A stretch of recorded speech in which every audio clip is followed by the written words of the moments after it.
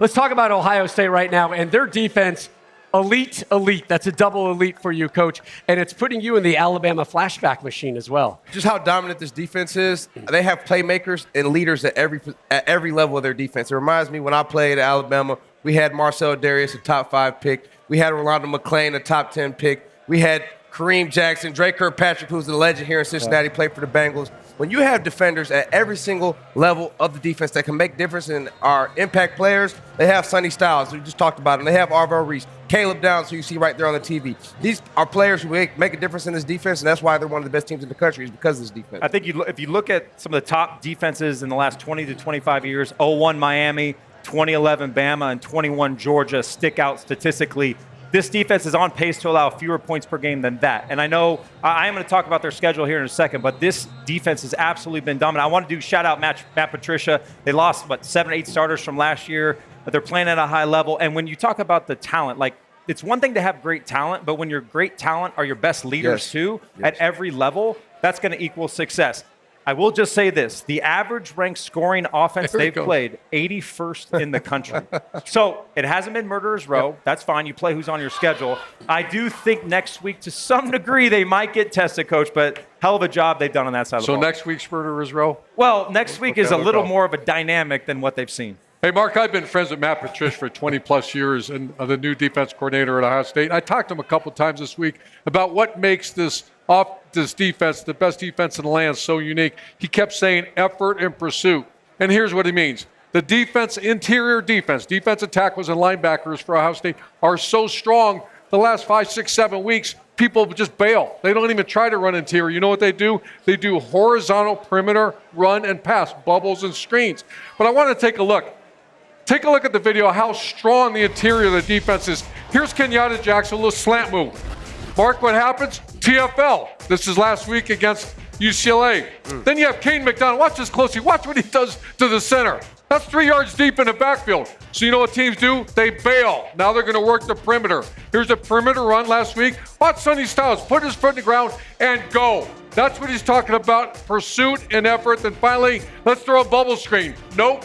Caleb Downs, again, tackle for loss.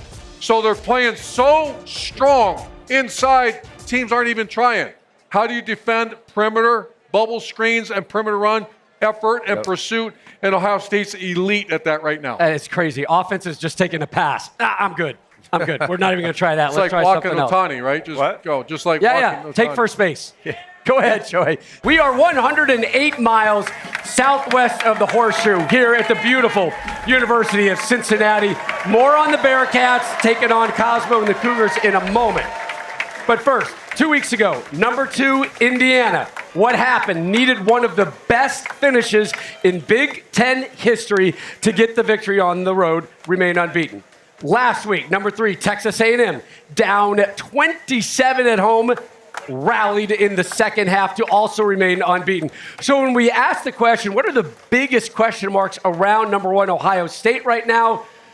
Their lack of adversity jumps out at you. Yeah, they haven't trailed for a second in the second half of any game this season, and I think that calls to question how will they respond when that moment comes. You laid it out there with Indiana, Texas A&M. There's some other teams, too, that have had to battle back. And I think when you look at the matchup versus Michigan, which has plagued them the past 4 years, although if you ask Dave, it's like that since 1970 they haven't beat them. True. But the reality is that's what you want to see. You want to see how Julian Sand's going to respond. You want to see how the defense is going to respond. Again, this Michigan team has been built of late to beat Ohio State. That's why the spread, none of that matters. And that's why we're going to find out what happens next week in Ann Arbor.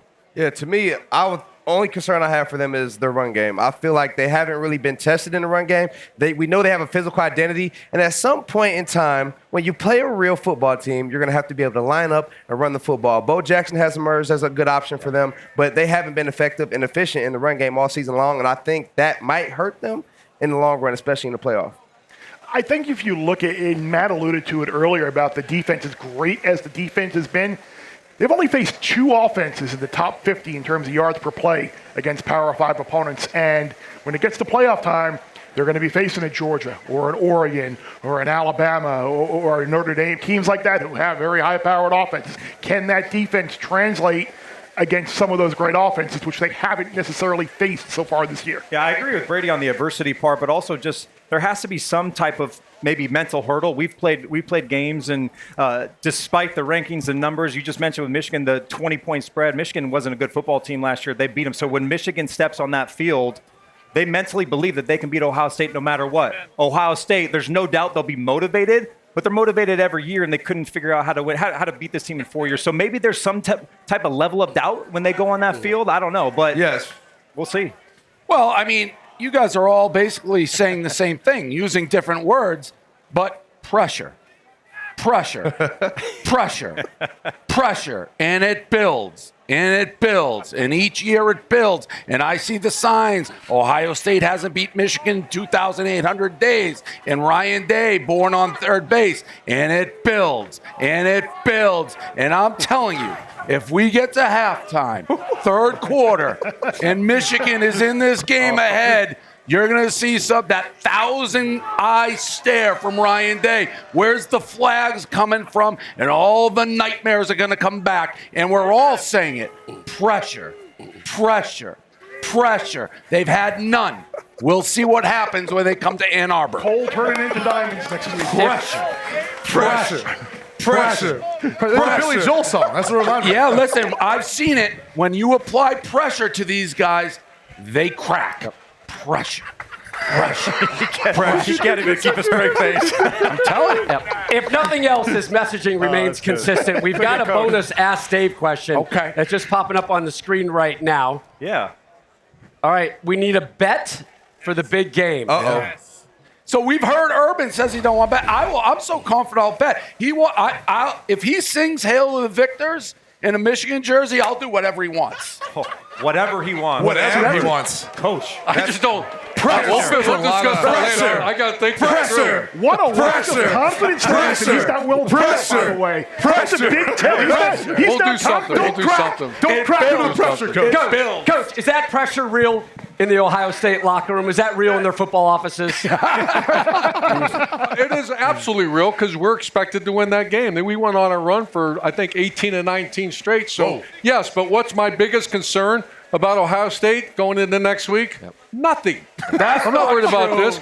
You have a defense. Listen to this. You score 3 touchdowns, you win. That's how good that defense is. And they went on the road. They shut down Washington. They did hammer Texas in game 1. So enough with the schedule. They play who they play. But there's one thing, They'll be Coach. fine. They'll be fine. Great defense wins. Pressure, pressure, pressure, pressure. What is wrong All right, instead of Hey, thanks for watching. If you enjoy that clip, make sure you click subscribe somewhere down here. From game highlights to exclusive interviews and rankings, we've got everything you need as a college football fan right here, College Football on Fox.